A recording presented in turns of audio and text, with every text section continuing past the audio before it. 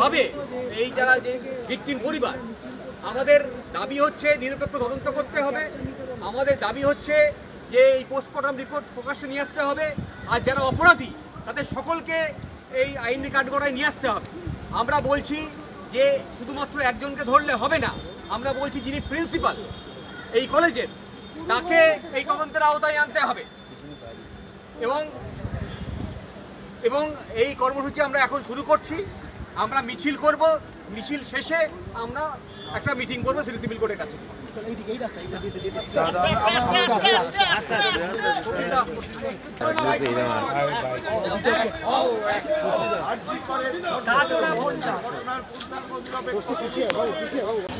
যে অধ্যক্ষ তিনি নির্যাতিতাকে অপরাধীদের আড়াল করবার জন্য বলে দিয়েছিলেন,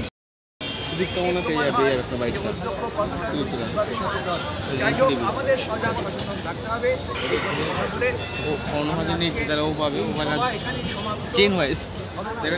হবে না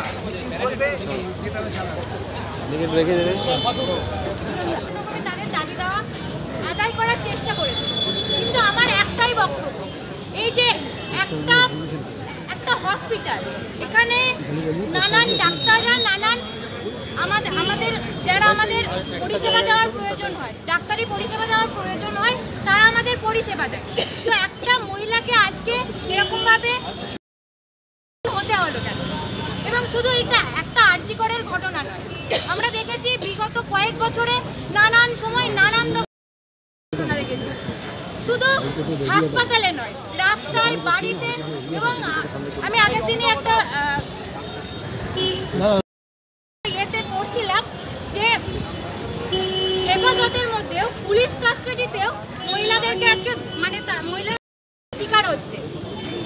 যেখানে একটা বিচার প্রক্রিয়া শুরু হয় এবং সুষ্ঠু বিচার আমরা সাধারণ মানুষরা সবাই আশা করে, সেই জায়গাতেই মহিলাকে হচ্ছে।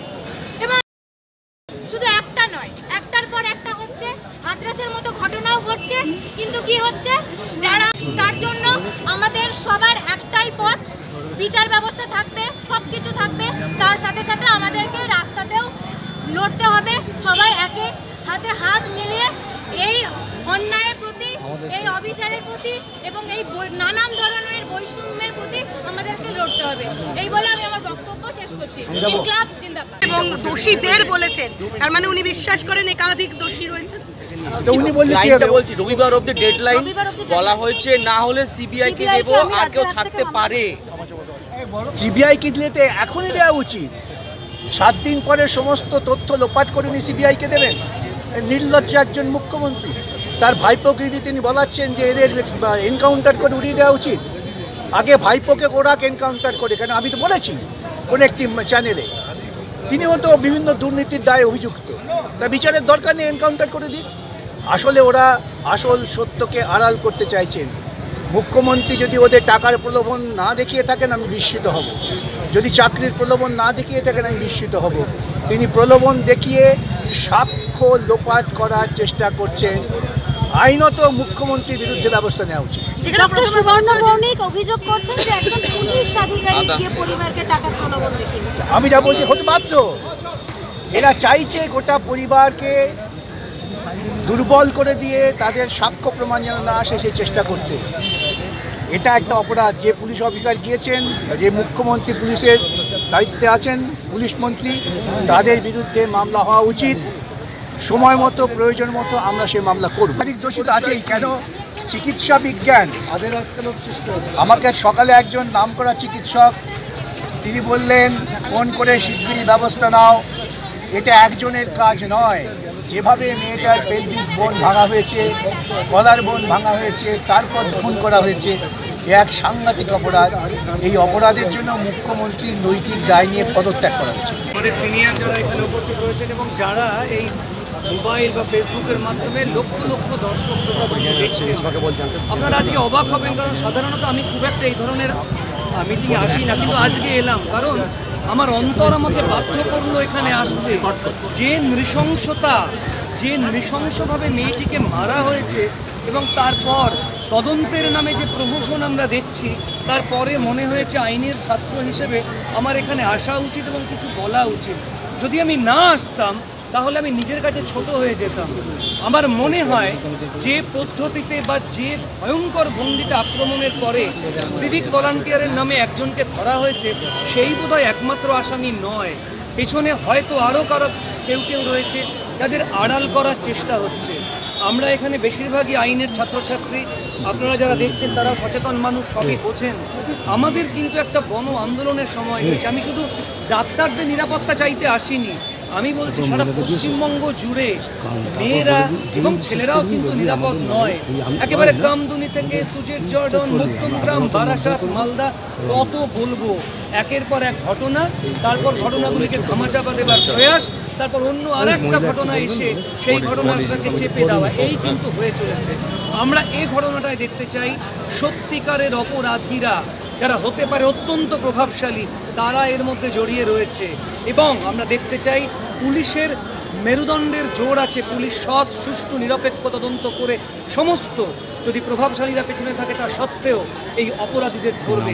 পাবে এই যারা যে ভিকটিম পরিবার, আমাদের দাবি হচ্ছে নিরপেক্ষ তদন্ত করতে হবে। আমাদের দাবি হচ্ছে যে এই পোস্টমর্টম রিপোর্ট প্রকাশ্যে নিয়ে আসতে হবে। আর যারা অপরাধী তাদের সকলকে এই আইনি কাঠগড়ায় নিয়ে আসতে হবে। আমরা বলছি যে শুধুমাত্র একজনকে ধরলে হবে না, আমরা বলছি যিনি প্রিন্সিপাল এই কলেজের, তাকে এই তদন্তের আওতায় আনতে হবে। এবং এই কর্মসূচি আমরা এখন শুরু করছি। আমরা মিছিল করব, মিছিল শেষে আমরা একটা মিটিং করবো সিটি সিভিল কোর্টের কাছে।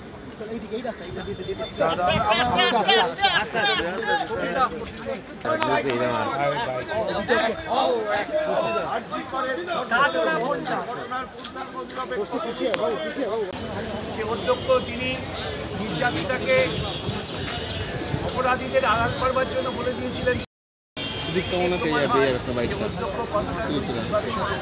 যাই হোক আমাদের সজাগ সচেতন থাকতে হবে।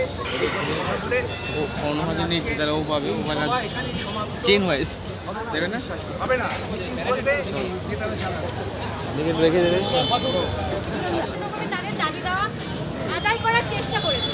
কিন্তু আমার একটাই বক্তব্য, এই যে একটা হসপিটাল, এখানে নানান ডাক্তাররা নানান আমাদের যারা আমাদের পরিষেবা দেওয়ার প্রয়োজন হয়, ডাক্তারি পরিষেবা দেওয়ার প্রয়োজন হয়, তারা আমাদের পরিষেবা দেয়। তো একটা মহিলাকে আজকে এরকমভাবে হতে হলো কেন? এবং শুধু এটা একটা আরজিকরের ঘটনা নয়, আমরা দেখেছি বিগত কয়েক বছরে নানান সময় নানান ঘটনা দেখেছি, শুধু হাসপাতালে নয়, রাস্তায়, বাড়িতে।